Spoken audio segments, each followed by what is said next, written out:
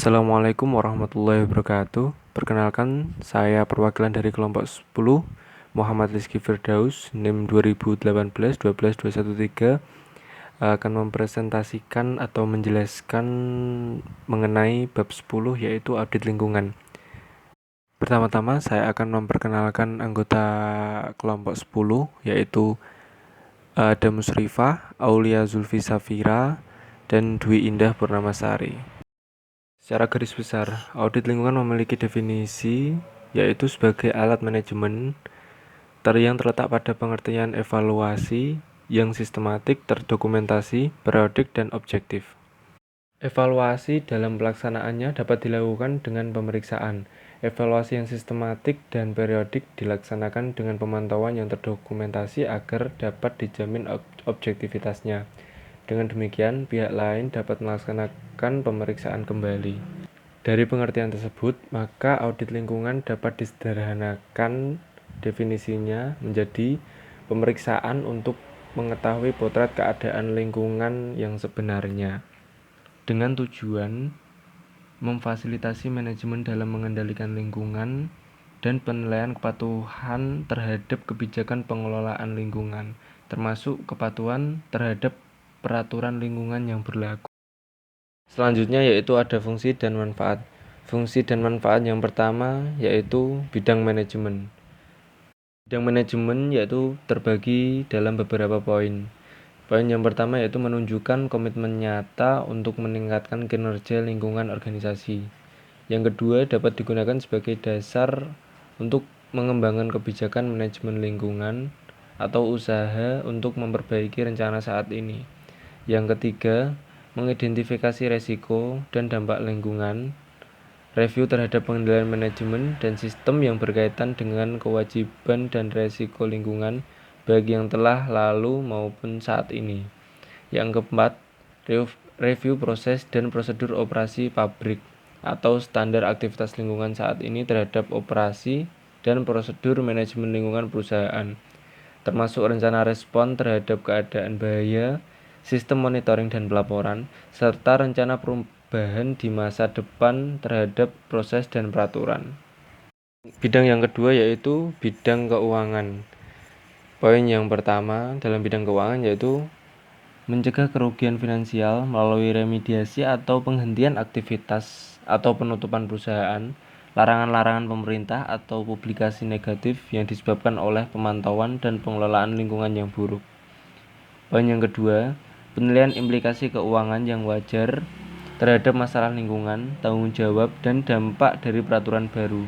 Poin yang ketiga, fokus kepada penghematan biaya yang memungkinkan, seperti melalui konservasi atau meminimalkan penggunaan energi, memperbaiki penggunaan material, perubahan proses, penurunan pemborosan, pemakaian atau pengolahan kembali, dan sebagainya. Bidang yang ketiga yaitu bidang hukum.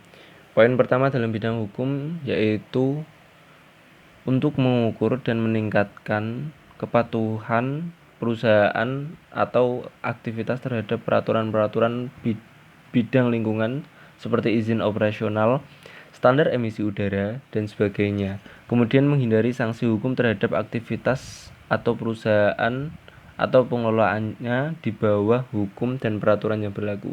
Poin yang kedua, menunjukkan ketentuan implementasi manajemen lingkungan dalam pengadilan jika dibutuhkan. Bidang selanjutnya yaitu bidang pelatihan. Poin yang pertama dalam bidang pelatihan yaitu untuk memfasilitasi praktik lingkungan terbaik serta meningkatkan kesadaran staf dan manajemen perusahaan mengenai kebijakan dan tanggung jawab lingkungan. Yang kedua, menilai pelatihan, pengetahuan, dan kesadaran karyawan. Bidang yang terakhir yaitu bidang pelaporan. Poin yang pertama, menyajikan laporan audit lingkungan untuk digunakan oleh aktivitas atau perusahaan berhubung dengan komunitas lingkungan, pemerintah, dan media massa. Yang kedua, menyajikan informasi yang dibutuhkan oleh perusahaan asuransi, institusi keuangan, pemegang saham, dan pihak-pihak yang berkepentingan lainnya.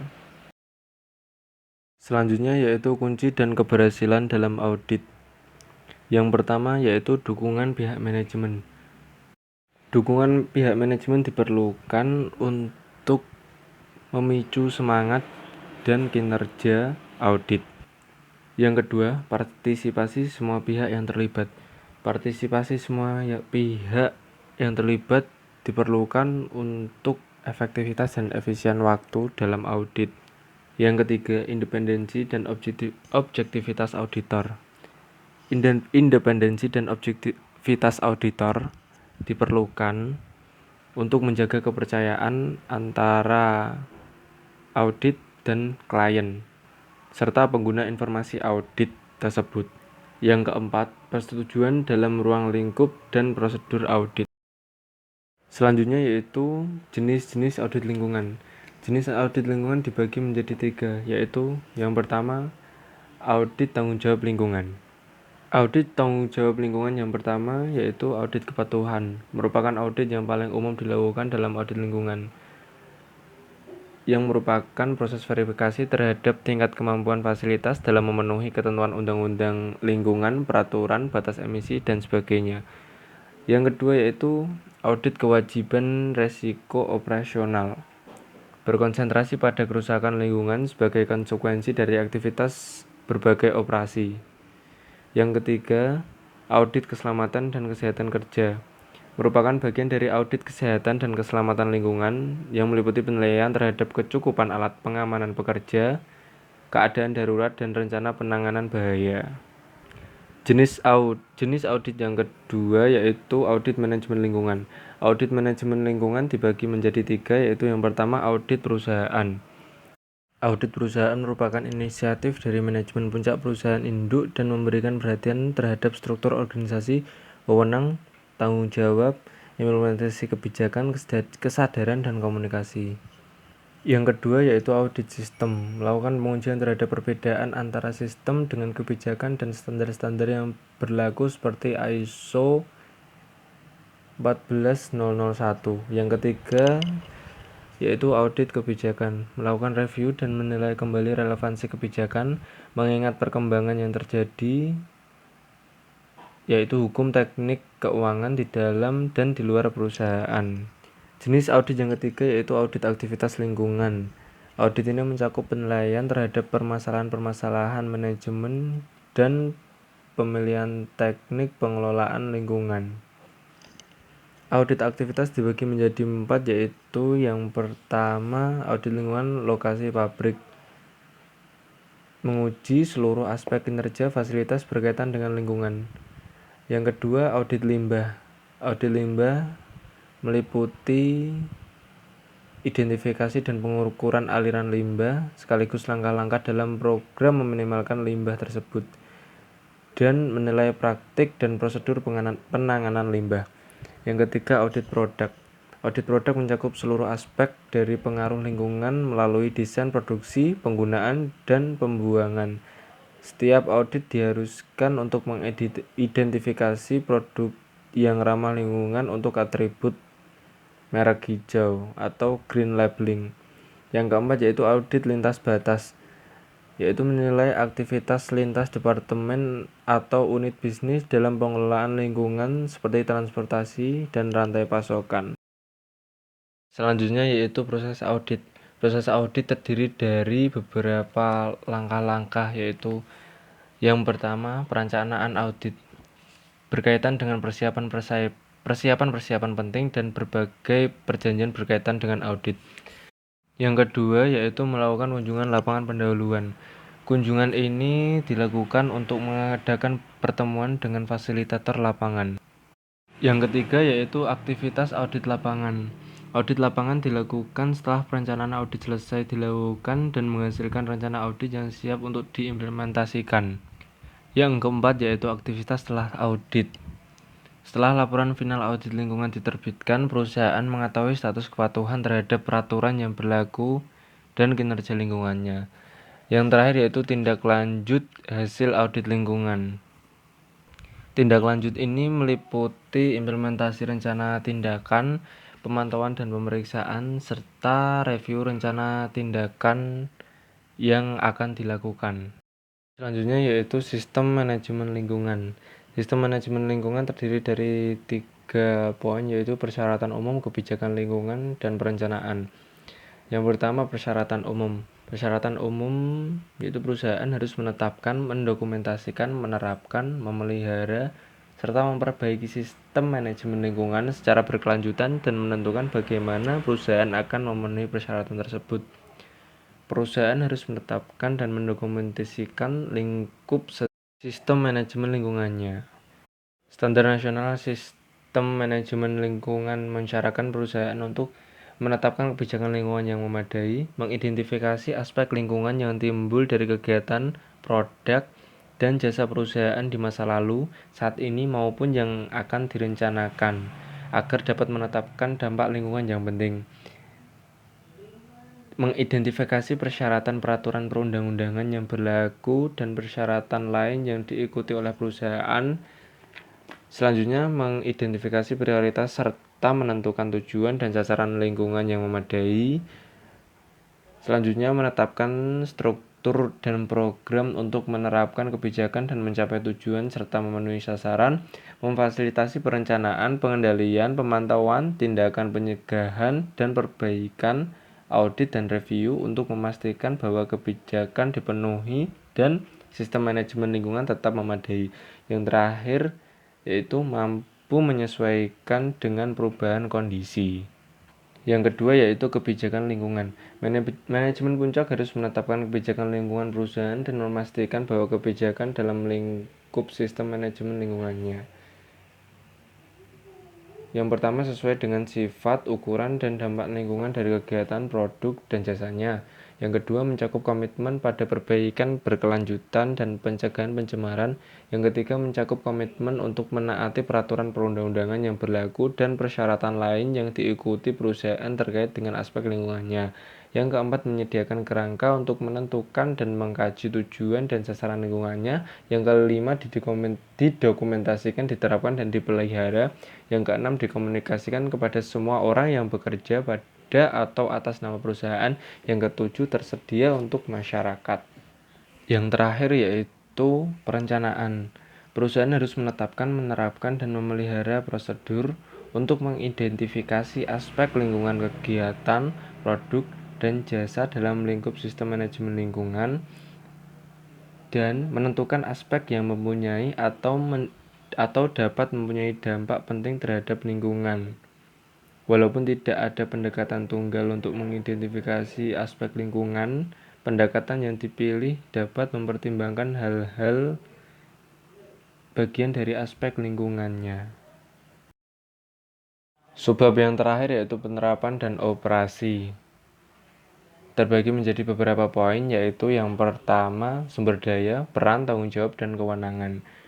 Manajemen harus memastikan ketersediaan sumber daya yang diperlukan untuk menetapkan, menerapkan, memelihara, dan meningkatkan sistem manajemen lingkungan. Sumber daya termasuk sumber daya manusia dan keterampilan khusus, sarana operasional, teknologi, dan sumber daya keuangan. Peran dan tanggung jawab dan kewenangan harus ditentukan, didokumentasikan, dan dikomunikasikan guna memfasilitasi manajemen lingkungan yang efektif. Keberhasilan penerapan sistem manajemen lingkungan memerlukan komitmen semua pihak yang terlibat. Dengan demikian, peran dan tanggung jawab lingkungan seharusnya tidak dibatasi pada fungsi manajemen lingkungan saja, tetapi juga termasuk bidang lain pada perusahaan. Poin yang kedua yaitu kompetensi, pelatihan, dan kesadaran. Perusahaan harus memastikan bahwa setiap orang yang bertugas untuk atau atas nama perusahaan yang berpotensi menyebabkan satu atau lebih dampak lingkungan penting yang diidentifikasi mempunyai kompetensi yang berasal dari pendidikan, pelatihan, atau pengalaman yang memadai, dan perusahaan harus menyimpan rekam atau track record terkait dengan kompetensi tersebut. Di samping itu, perusahaan juga harus mengidentifikasi keperluan pelatihan yang terkait dengan aspek lingkungan dan sistem manajemen lingkungannya. Perusahaan harus memberikan pelatihan atau cara lain untuk memenuhi keperluan tersebut dan menyimpan rekaman jejak terkait. Yang ketiga yaitu komunikasi. Berkaitan dengan aspek lingkungan dan sistem manajemen lingkungan, perusahaan harus menetapkan, menerapkan, dan memelihara prosedur untuk komunikasi internal antara tingkatan dan fungsi yang beragam di perusahaan, serta menerima, mendokumentasikan, dan menanggapi komunikasi yang terkait dari pihak eksternal yang berkepentingan. Perusahaan juga harus memutuskan apakah akan melaksanakan komunikasi kepada pihak eksternal mengenai aspek lingkungannya dan harus mendokumentasikan keputusan tersebut. Bila keputusan perusahaan adalah melaksanakan komunikasi eksternal tersebut, maka perusahaan harus menetapkan dan menerapkan metode untuk komunikasi eksternal tersebut. Yang keempat yaitu dokumentasi. Dokumentasi sistem manajemen lingkungan harus mencakup kebijakan, tujuan, dan sasaran lingkungan, penjelasan lingkup sistem manajemen lingkungan, penjelasan unsur-unsur utama sistem manajemen lingkungan yang berkaitan, serta rujukan kepada dokumen terkait. Dokumen termasuk rekam yang diisyaratkan oleh standar ini.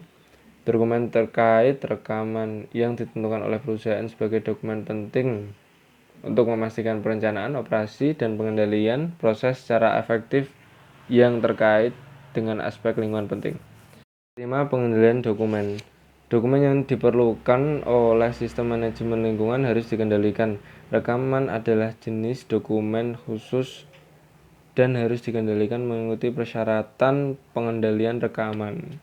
6. Yaitu pengendalian operasional. Perusahaan harus mengidentifikasi dan merencanakan operasi yang terkait dengan aspek lingkungan penting yang telah diidentifikasi sesuai dengan kebijakan, tujuan, dan sasaran lingkungan agar operasi tersebut dilaksanakan sesuai dengan prosedur yang ada.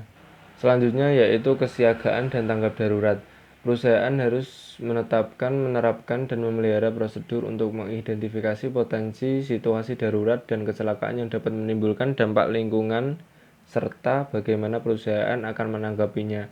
Perusahaan harus melakukan tindakan terhadap situasi darurat dan kecelakaan yang terjadi serta mengatasi dampak lingkungan negatif yang ditimbulkan. Perusahaan juga harus meninjau prosedur kesiagaan dan tanggap darurat secara berkala. Dan jika diperlukan, perusahaan menyempurnakan prosedur tersebut khususnya setelah terjadi kecelakaan atau situasi darurat. Selanjutnya yaitu pemeriksaan. Pemeriksaan terdiri dari pemantauan dan pengukuran, evaluasi penataan, ketidaksesuaian, tindak perbaikan, dan tindakan pencegahan, pengendalian rekaman, serta audit internal. Yang terakhir yaitu tinjauan manajemen. Manajemen puncak harus meninjau sistem manajemen lingkungan perusahaan dalam jangka waktu tertentu untuk memelihara kesesuaian, kecukupan, dan efektivitas sistem yang berkelanjutan. Sekian penjelasan materi singkat dari saya. Apabila ada salah kata, mohon dimaafkan. Wassalamualaikum warahmatullahi wabarakatuh.